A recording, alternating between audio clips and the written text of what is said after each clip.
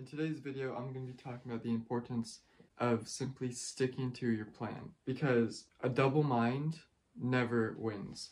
So a bad plan that someone actually sticks to is always going to be better than a good plan that someone's in two minds about and doesn't stick to. So even though a bad plan might not be the most efficient, there might be a lot of mistakes along the way, you will eventually get to your goal if you stick through it and you just put in the effort. You are probably not where you want to be simply because you haven't stuck to the plan.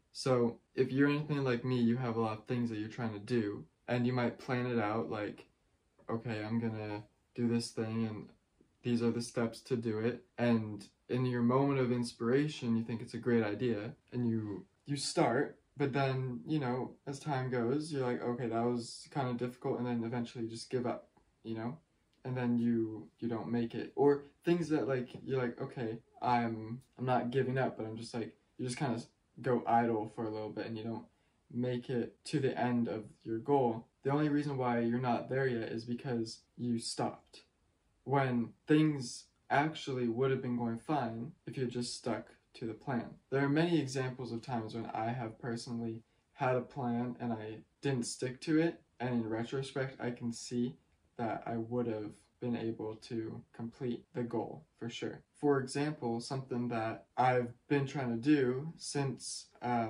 little over a year ago now is I've been in flight school. I've been doing the ground school portion of flight school. I've done some flying, a few planes and all that, but the ground school part is the difficult part about flight school, and I have completed most of it, but there's just this last section that's tricky. And I started that when I was in the end of high school, and I stopped because I wanted to like go through the whole like prom and graduation period without having to always be worrying about doing the flight school homework and stuff. But after that, when summer happened, I just like didn't get going again efficiently enough. But if I had, I would have completed the flight school like a long time ago. And it's not that anything was particularly difficult. I mean, it was difficult, but it was not that anything was particularly in the way. It was just I didn't stick to the plan, and then time has gone. People give up on a goal because they often think that, okay, it's going to be so long to reach that goal and I'm not seeing the results and all that. But what you have to understand is that time is going to pass either way. Whether you do the work or not, it's still going to pass. So if you like, say going to the gym, for example, yeah, you're not going to see results right away. You're not going to get completely jacked in just a few months or weeks or whatever you might be initially hoping for. But in 5 years, you will be jacked. So you can either go to the gym every day and then in 5 years you'll be jacked, or you can just not go to the gym and in 5 years will still happen and you won't be jacked. So the time will pass either way. So do the work. Some tips for being able to stick to the plan would be stop comparing yourself to others. That's a huge factor, because a lot of people will get discouraged when they compare themselves to others, especially with like social media. So if you can, delete social media. I personally have not deleted social media, but I do think it's important to limit what you're exposed to on social media. So if you're following people that make you feel small, make you feel discouraged, because you look at them and you're like, okay, if they're on a similar path as me, but they have done so much better, you're just going to compare yourself, and then you're not going to want to continue because you're like, well, why can't I be in that position? And it's very unhealthy.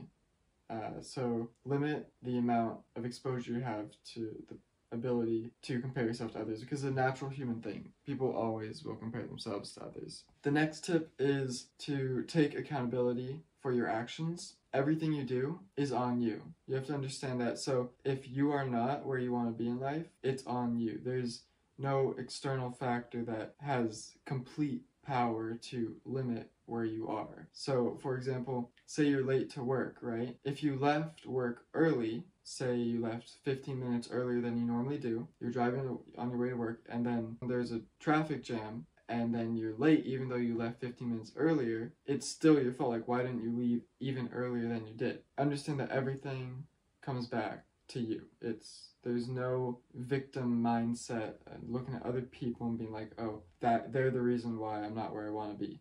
Because if you have that mindset, you're never going to problem solve and make your way to solving your problems and make it to your goal. The next tip is to do it fast. Try and let as little time go in between your idea and the action as possible, because an idle mind is the devil's workshop.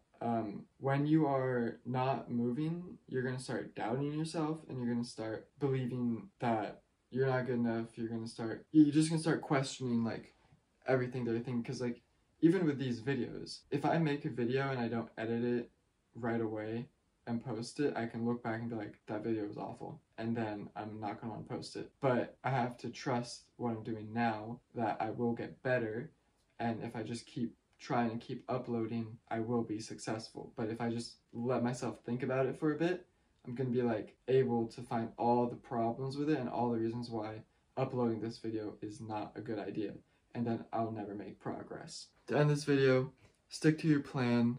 You will make it if you stick to it, and you're gonna get there, so keep trying.